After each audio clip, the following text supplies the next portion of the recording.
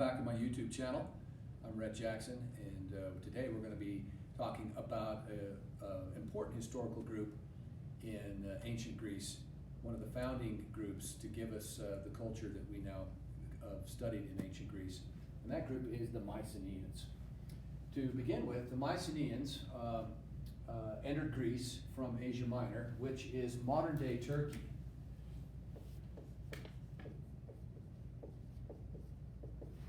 Which generally historians believe that most of the groups who came from Central Asia, Asia Minor, were what we would call Indo-European. And to give you a proximity, I'll just pull my map down here. To give you proximity, here's anciently known as Asia Minor, and modern-day Turkey to Greece. So it's simply these are two neighbors. They have a long, rich history. Kind of like brothers and sisters, they have had their shares of conflict, but they're simply separated by a small body of water called the Bosporus Strait. And so there's been travel back and forth in this area for thousands of years. The Mycenaeans, most likely an Indo-European group coming out of what is now modern-day Turkey, but anciently known as Asia Minor, came into the Greek mainland. As they came into the Greek mainland, as you can see, they intermarried with a group of natives who were already there known as the Hellenes. And they intermarried with them and began a process of cultural diffusion and began to settle in on the hilltop areas of the Peloponnesus, which is the southern peninsula of the Greek mainland. We know that soon thereafter they began a commerce and trade with another group of early Greeks, maybe the very first Greeks, that we call the Minoans. And the Minoans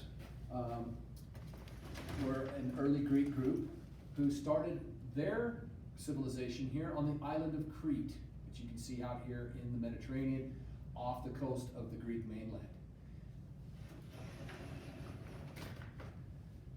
The Minoans, we know, were great at building ships. They had mastered the ability to use the sun, the moon, and the stars to navigate across open water. And so the Mediterranean Sea was open to them for a great amount of trade. And we know for a fact that the Minoans went into the Greek mainland and began to trade with the Mycenaeans. And this process, as we have written out here in red, cultural diffusion, of cultures coming together and mixing and blending. And generally throughout history, we find that cultural diffusion, when cultures mix and blend and create a new culture, it's more vibrant and more well-rounded than they were before.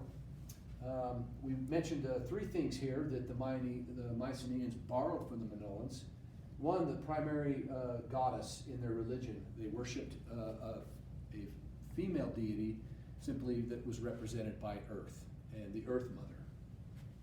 They also were diffused into borrowing the idea and learning from the Minoans metalworking, primarily bronze. We know that the Minoans were big into trading for bronze because they didn't have a lot of copper and tin on the island of Crete.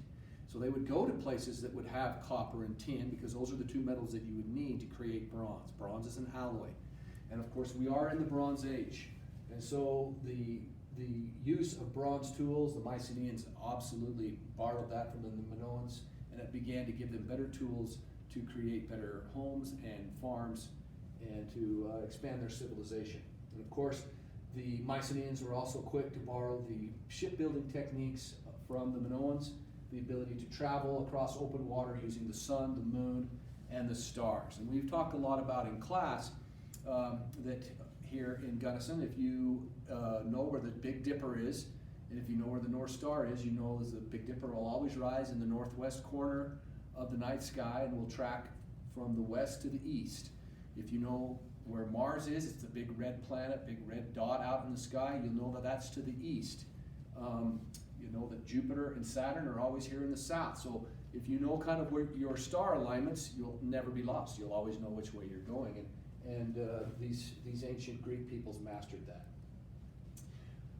They also, here number 4, I want to spend a little bit of time on, the Mycenaeans developed a unique engineering technique. And of course, we talk about in the ancient world the great pyramids of Egypt, and they are fantastic, and they will never be duplicated. And throughout history, we know that the Sumerians were the first to develop the arch, but the Mycenaeans developed a unique engineering trait, unique to them, and so we have to give them credit. It is known as the Corbel Arch, and the Corbel Arch is using, as you bring products together, you counterbalance them so that you buy a little space, and I will draw that just to go kind of show you how it would work.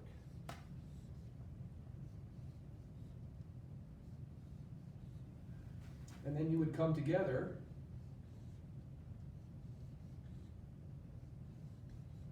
to form this arch. But the question then is, how do you keep it from falling in on itself? And this is where the counterbalances, they would begin to put blocks on the end here to counterbalance and hold everything up. This is a unique engineering technique that we found only to be first found and used by the Mycenaeans. The best example of the Corbel Arch is in the royal city of Mycenaean, and is known as the Lion's Gate. And if you get on other channels, YouTube channels, and type in Lion's Gate, you can see the beautiful Lion's Gate that was stood at the entrance of the royal city of Mycenaean. It's a great example of what a Corbel Arch looks like. They also developed what's called the Corbel Dome, and they used the Corbel Dome for tombs for their royal family, for the kings. And the tombs in the Greek language are called tholos, and the honeycomb shape of the tholos is all corbeling into an arch and create a Corbel Dome using the same techniques here of leaning them in and counterbalancing them. The Mycenaeans helped develop the first Greek writing and help us come up with the language that eventually will be passed down to where you and I use in English. Many of our English words come from the Greek. For example, democracy comes from two Greek words, demos, meaning people, and kratia, coming from power, meaning power. Democracy, two Greek words that give us an English word, democracy, meaning people power, for example.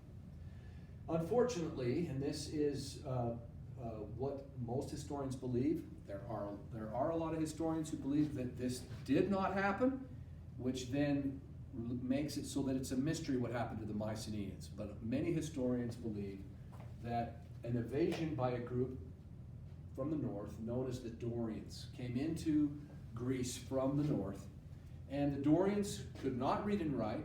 The Dorians were not very cultured, but they did have one thing that the Mycenaeans did not, and that is iron weapons. And most likely they came from an area that had come in contact with Hittite culture, because we know the Hittites were the first to come up with iron weapons. The Dorians maybe are very well related to the Hittites, perhaps, but the Dorians came in and conquered, according to many European historians and historians who've concentrated on the Greeks, with their iron weapons, and the Mycenaeans could not withstand that invasion. Which brings us to number 7, and we have it circled and underlined, impact. How could a group like the Mycenaeans, who've had many, many years of prosperity, who are very cultured and very civilized and have unique ability to create things like corbel domes and corbel arches, how could they not withstand a group like the Dorians, who were less civilized and less cultured? And that is a question that when we study people from the past, that we learn from them so that we don't repeat those same mistakes. And what historians have come up with, and what I'd like to share, is the more culturally established Mycenaeans were conquered by a less developed Dorian culture. History shows that groups with more social cohesion generally can overpower more cultured groups that aren't as cohesive or united.